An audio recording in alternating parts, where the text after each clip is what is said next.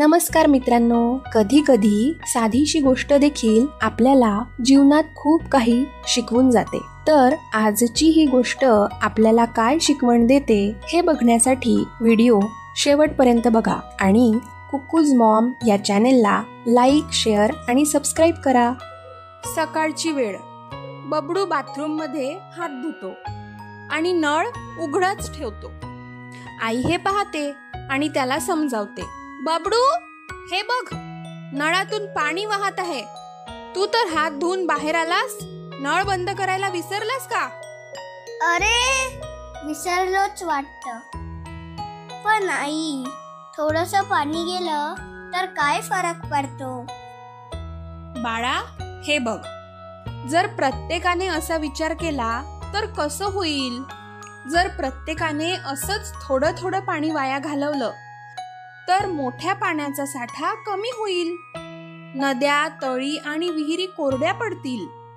खरंच, पण पाणी तर नेहमीच येतं ना.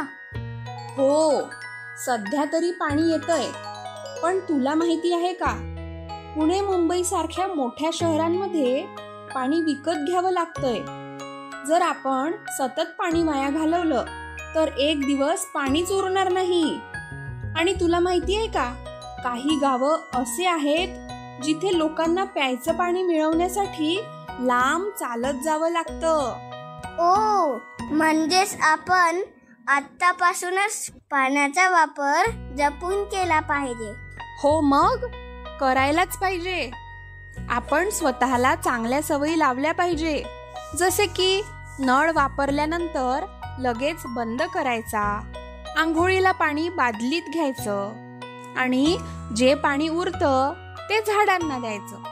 आई, आता मी नळ बंद करायचं विसरणार नाही आणि इतरांनाही पाण्याची किंमत काय असते ते सांगणार.